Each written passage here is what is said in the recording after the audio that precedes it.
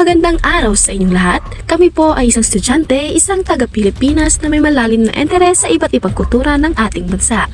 Ngayon, tayo ay maglalakbay sa isang natatanging kultura ng ating bansa, ang Manobo Tribe.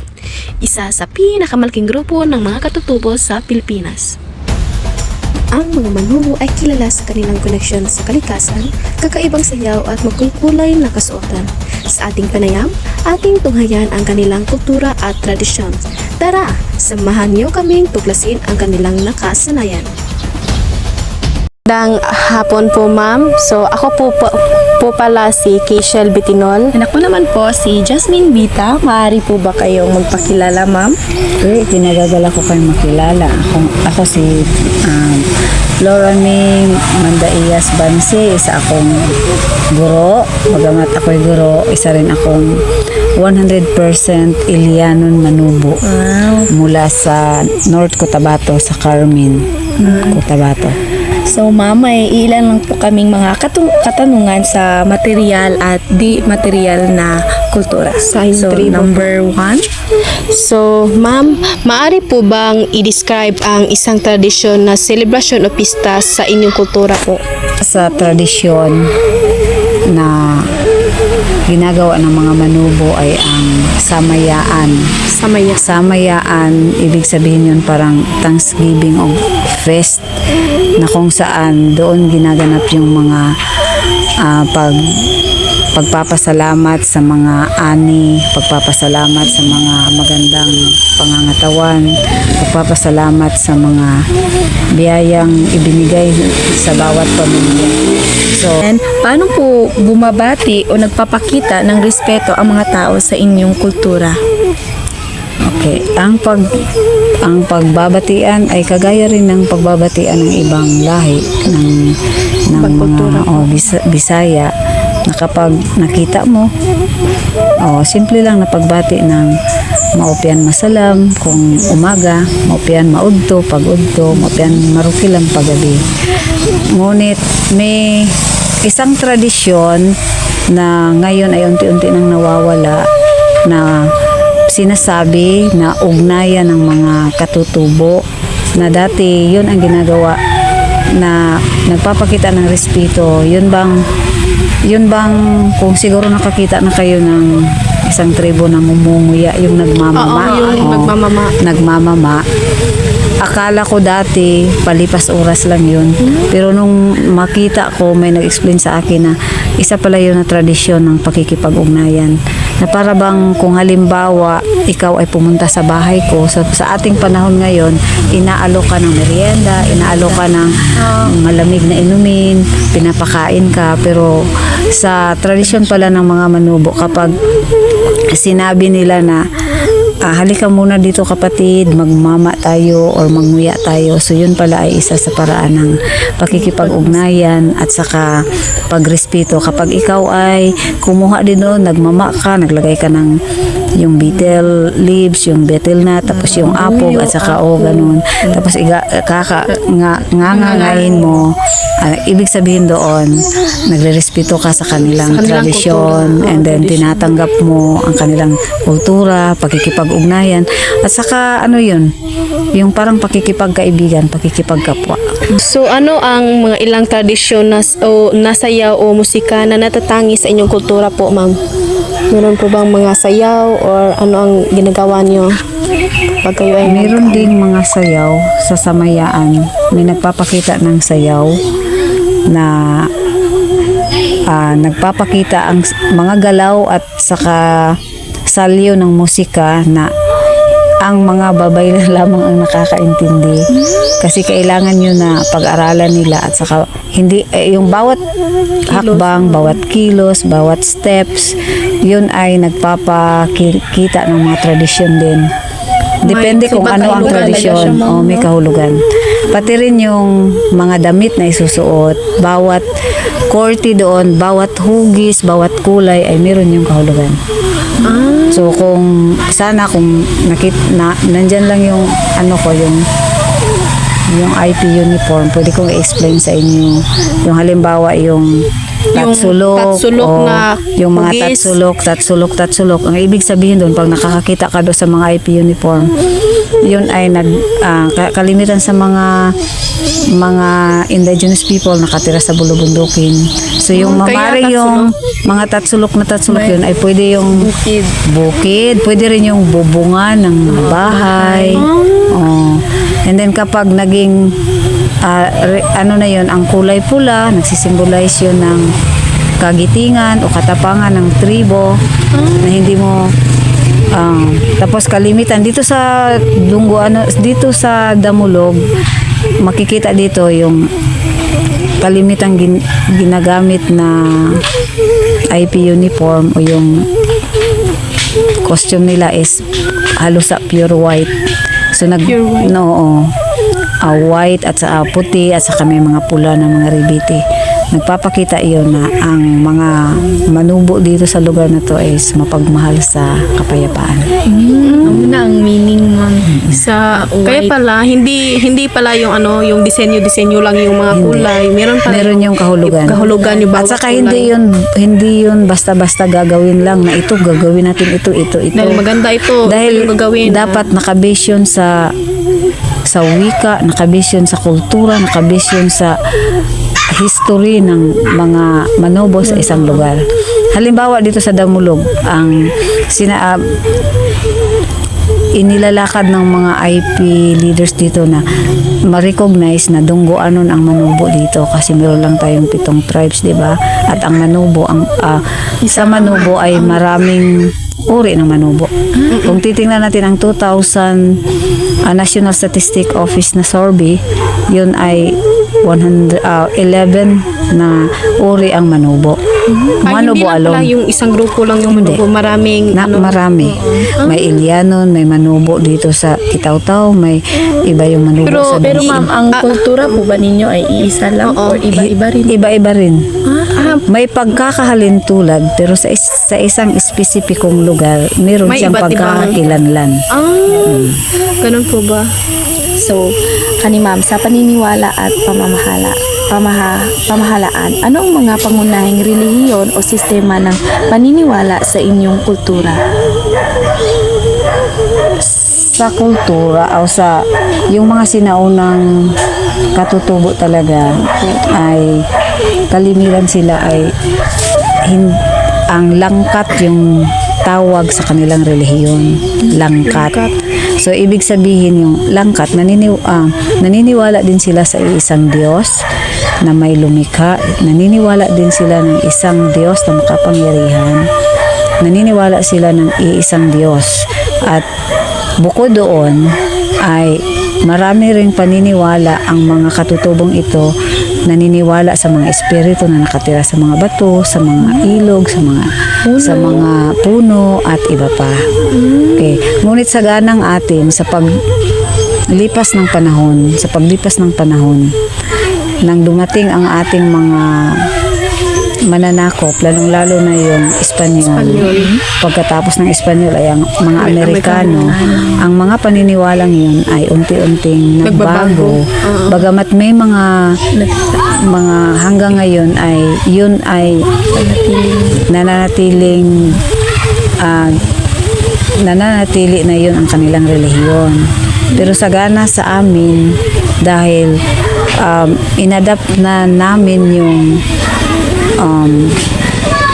makabagong relihiyon na Kristyanismo. Bagamat ganun pa rin, sa mga espesipikong lugar, meron nga lugar doon sa Cotabato, sa Malapag, Carmen, may isang lugar doon na bawal magkaroon ng ibang relihiyon kung hindi yung langkat lang talaga. So kung meron mang pupunta doon na Katoliko, Baptist, Sabadista, hindi nila hinahayaan to preserve, para i-preserba ang kanilang kultura. So kung mag-aasawa sila, kailangan sa kanilang kultura. Hindi naman nila inaayaw yung pag-aasawa, pero yun lang talagang paniniwala. Siguro kung mag-asawa ka, kung makaya mong dalhin sa iyong pinaniniwalaan, sa iyong relihiyon, iaalaw nila yun. Pero kung ikaw ay nakapag-asawa doon at dadalhin mo ang relihiyon mo doon at ikaw ay magpapatayo ka ng simbahan, yun ang ipinagbabawal nila. To preserve the culture, to preserve their yung belief nila. So, mayroon ba kayong mga mahalagang ritual or seremonya na kaugnay sa paniniwala na ito, ma'am? Mga Sa kanila, kasi particular sa akin, makapagsabi ako pero hindi ko yung pinapractice. Kasi baptisman kami. Pero sa kanila, meron talaga Meron yan sila. talagang- Meron ding sinasapian ng espiritu. Para bang, halimbawa kung nakikita ninyo yung sa mga Kristiyano kapag pag may sumasapi. o halimbawa sa mga born again, parang sinasapian, ganon. Then sinasabi, nakikita nilang Panginoon. Doon sa langkat na paniniwala, meron din ganon. Na pwede mo kausapin yung halimbawa sinapian siya ng espiritu o yung sumapi, yung mga espiritu ng mga mahal mo sa buhay na patay na or sino pa doon. So, meron din sila ganun na paniniwala. Oo, merong paniniwala ang ganon. So, paano hinahanap ng mga tao sa inyong kultura ang espiritual na gabay o natatagpuan ang kapayapaan sa loob? Kalimitan sa mga taong sa mga katutubo na ginagawa pa yung paniniwalang yun. Kapag may mga nagkakasakit sa kanila, pumupunta sila sa mga babaylan. So yun, May babaylan din ang sa... babaylan. Pag may nagkakasakit sa kanila, pumupunta doon, parang ipinagdarasal, ginagawa ng ritual, iniihawan ng kinakatayan ng manok na puti, kung halimbawa ano yun. And then, dahil sa paniniwala nilang yun, maaaring gagaling din yung kanilang pasyente, and then, yun ay isang paraan na hanggang ngayon ay nagsustain pa rin yung mga tradisyon na yun. Meron pa rin Makikita mga mo pa. Bakit? Kasi sa paggawa nila ng mga ganong klaseng ritual, nakikita naman nila na meron namang nagaganap. Meron namang response. Kapag wala namang response, hindi naman nila di ba? So yun ang dahilan, no? Parang niyayaka pa rin nila Yung ganung klaseng paniniwala. paniniwala.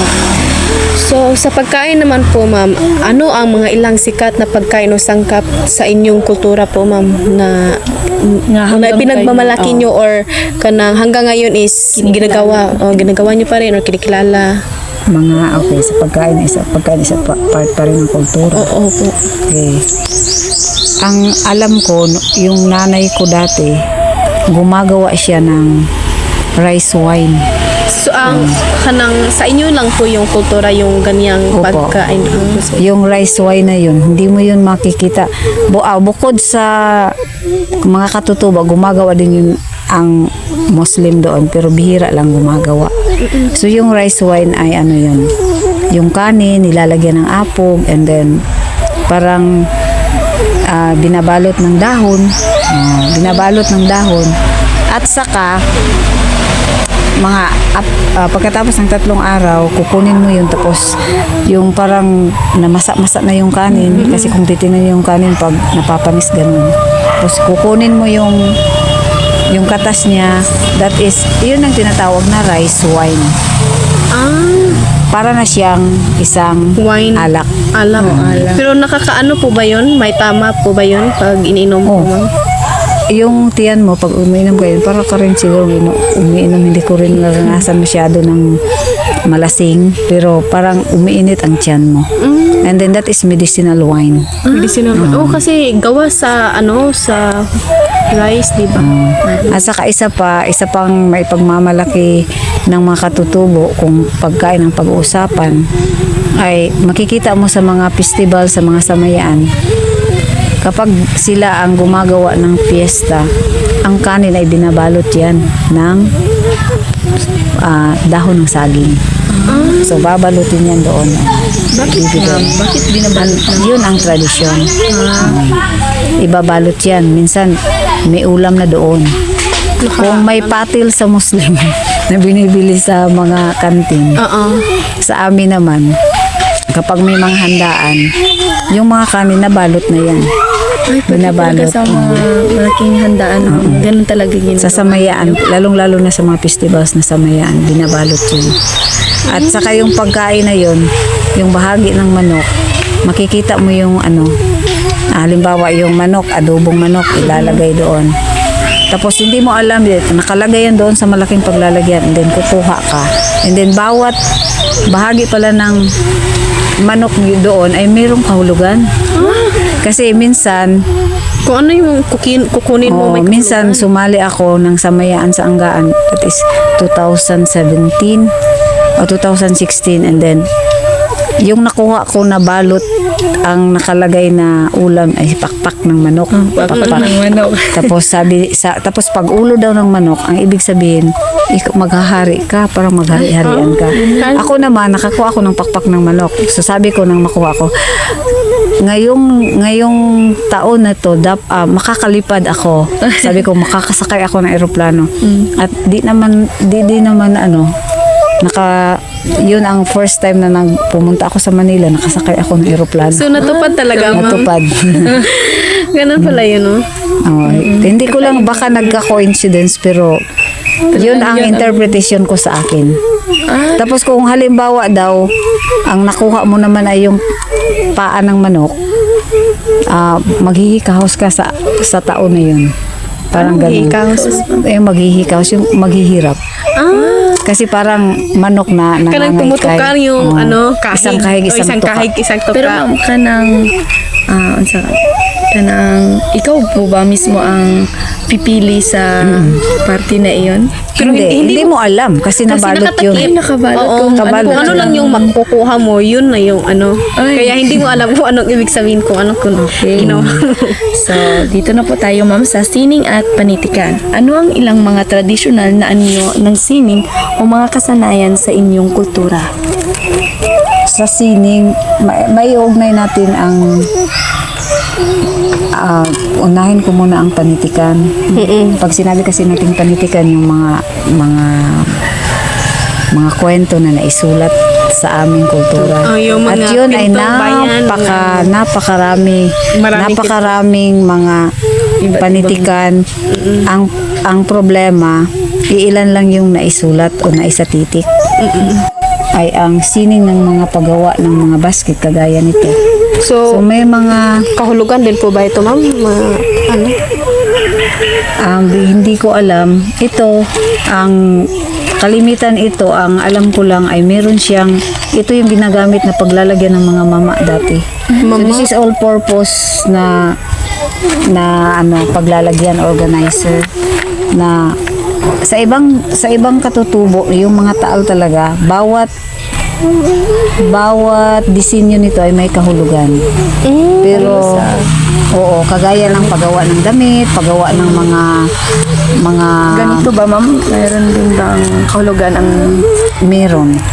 Kaso lang hindi ako masyado familiar kung ano-ano ang mga kahulugan ng mga ganito.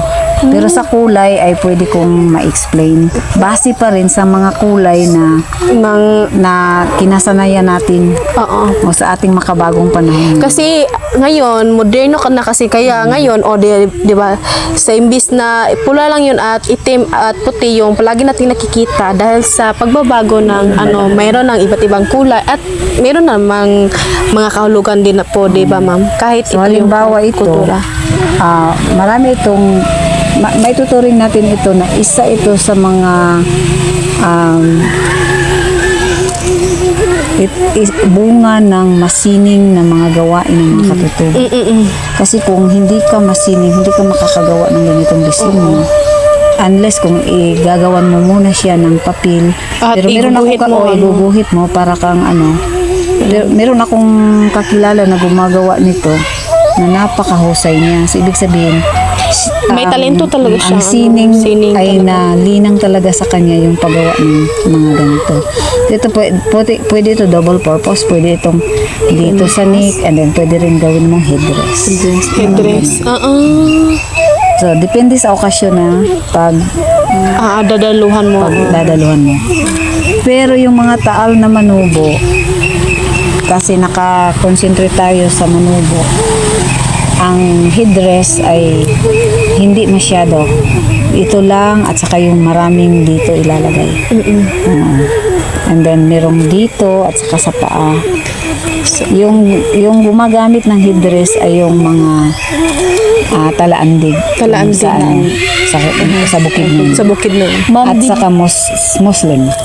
Ma'am, di ba nagpapaalang kayo, ma'am? So, ano po Ah, ang yung- katanungan kung bakit nagpapaalam po kayo? Yung mga traditional na yung mga taal na katutubo, simple lang. Noong unang panahon, mahirap magbili ng chinilas. Wala naman yung chinilas noong unang panahon. Kaya nasanay na rin siguro. ma'am. Nasanay na rin. Hanggang ngayon, meron pa rin. Merong nagpapaa, pero hindi na masyado. Oo. Kasi hindi naman masyado yung ginagamit o yung ang dami na kasing pabili ngayon. So dati, walang mga arthritis yung mga manubo. Kasi isa yun na paraan kung bakit naiiwasan yung Arthritis. mga kasi yung paa natin kapag natutusok yan ng mga bato-bato, Parang gamot yun kasi meron nga tayong Meron ang chinilas na acupuncture. di ba ma'am? Oo, ito. Na may tusok-tusok. Oo. So para yan sa mga arthritis. So ang explanation dati yung hindi nagchichinelas, simple lang noong unang panahon mahirap bumili. At wala mahirap. siguro masyadong Ngayon, marami ng mga ukay-ukay na sapatos, marami na. Kung meron mang nagpapaa ngayon, siguro dahil wala nang maibili, o di kaya gusto lang talaga niya. Yung At saka, i-preserve yung kultura. ma-preserve yung kultura. Minsan nakikita natin sa mga sayaw lang, magpaa tayo, ganun. Pero pagkatapos ng magpaa, Magsusot na lang. So that is part of the culture dati. Pero ngayon, parang nawawala na yun. Kung hindi, sa na lang, sa mga palabas, sa mga presentation. mayroon ba kayong mga alamat o kwentong bayan na malawakang kilala sa inyong kultura? Ang alam ko sa panitikan yung agyo. Yung Agyo. Agyo. Ay, Agyo yung, alam ko yan yung, siya yung sa Epic hero. epic hero ng Bukidnon. Tama ba yun, ma'am? Kasi lumabas yun sa exam eh. Si Agyo ay isang ang kwentong Agyo ay isang epiko ng mga manubo. So kung party pala babasahin yun. mo yun, lahat ng mga tradisyon, paniniwala, mga kaugalian ay naipakita doon sa Sa epiko kwentong. na yun, sa kwento na yun. Kagaya doon yung yung pagkabuhay ng mga dinuraan lang niya yung mga patay na buhay, parang Grabe. Pero base doon sa kwento, mama, sasabi ba natin na totoo yun or lang, May mga- kwentong lang yun may mga part doon na totoo? makatotohanan. Meron ding Pero hindi. yun namang nabubuhay ang patay. Medyo- Kahit sa ang kwento, yun ay imahinasyon na lang. Oo, tama naman po. So, Paano po ba sumasalamin ang sining o panitikan sa mga sa mga halaga at paniniwala ng inyong kultura po, ma'am? siyempre, ang ating sining, ang ating panitikan ay ang salamin ng ating kultura. Tama, ma'am. So, kung ano man yung nakikita, kung ano yung mga ginagawa ng tribo, nakikita yun doon sa ating sa sining at sa ating paniniwala, kultura. So, nagiging ang sining at kultura ng mga katutubo ay isang malaking tibay na ebidensya ng kultura ng manubo. Ang mga ipinapakita na paniniwala, sining, okay. So malaki yun napakalaki yun na bahagi ng kultura na mai-preserve. Okay. Mapanatili. Mapanatili. So, isang hamon doon ay paano yun maipanatili sa ngayon na panahon. Kasi sa wika lang. Ako is 100% Manubo. Ang mga anak ko is 50% Manubo, 50% Ilonggo. Pero hindi sila nagsasalita ng Manubo, hindi rin nagsasalita ng Ilonggo. Bisaya lang po. Bisaya sila kasi nandito sila sa Bukidnon. Pero marunong po ba silang Or nakakaintindi po. Nakakaintindi sila. makakaano sila ng mga isang pangungusap lang, pero Hindi talaga yung hindi yung ano. Nasanay Ako naman sa kakaulang mai-practice yung aking wika kapag ang kaharap ko ay yung taal na manubo. Ano po ma'am, maaari po ba namin marinig yung inyong salita po kanang yung pakilala lang po yung sarili nyo. Yung nais lang po namin marinig eh. Halimbawa, pag nagpapakilala ka, so sasabihin mo, pag-greet ka muna na maupyan marukilam kanilangon si akan si Flora ni Mandaiyas Bansi sa wakaanam ni Karo, si akan na manubo Ilianan manubo na nakaumpa akay ta Damulog Bukid nun. So ibig sabihin doon, ako si Flora ni Imbansi, isang guro, at isa rin akong katutubong manubo na nakatira dito sa Damulog Bukid nun. Talagang kakaibang inyong wika, ma'am, no? Hindi ka. Ako, higaunon po ako ma'am, pero hindi po ako 50% or ano lang po. Kasi yung nanay ko lang yung ano. Pero hindi ko alam yung mga salita kasi Ako malayo rin, ko sa ano. hindi rin ako nakakaintindi ng Bukid nun. Higaunon, hindi talaandig, hindi. Sa ano naman, nobo lang po talaga. Walang din. Kasi Pero iba-iba- nakakaintindi ako ng Muslim. Pero kasi iba-iba naman kasi yung salita ma'am, no? At And then isa rin ako rin as guro sa Filipino, gumawa ako ng dictionary ng Filipino, English, Filipino, Bisaya at saka Manubo. Kaso lang hindi ko pa tapos. Nasa 600 words pa lang ako. Sabi ni Hana, ako na lang magtapos niyan kasi nung matagal na yan. So dapat aabot siya ng 1,000 words and then pwede mo na siyang i-publish. At saka mabigyan ka ng yung serial number. para ma-publish mo. Ma-publish mo. So, pero kasalukuyang dahil nasa kasagsagan ako ng aking parang papunta na ako sa katandaan, tinatamad na. Siguro yung anak ko na lang papatuloy. papatuloy. So, magagamit yon sa mga yung basic na Para may alam din natin. So, maraming salamat sa inyong oras, ma'am, sa pagpayag niyo na ikaw ay aming ma-interview. At salamat sa pagbahagi ng inyong kultura sa amin. At meron po ba kayong mga katanungan sa amin, ma'am? Or ano? Bago natin wakasan tong interview na to. Okay, sa ako ang ibibigay ko ay parang challenge na lang din sa inyo. Okay, kasi bilang isang mga mag-aaral at kahit ano pa man ang ating asignatura, kahit pa man ano ang ating tribo, ay kailangan din natin na hindi lang sa katutubo, kung hindi sa kahit anong tribo, Ilonggo ka man, na bilang isang mag-aaral at saka nasa millennial age tayo, huwag nating kalimutan na i-preserba kung ano yung mga tradisyon na pinasanayan ng ating mga ninuno. Lalong-lalo na kapag yung mga indigenous people na unti-unti nang namamatay ang kultura dahil sa pagyakap natin sa makabagong panahon, sa makabagong teknolohiya, sa makabagong mawawala.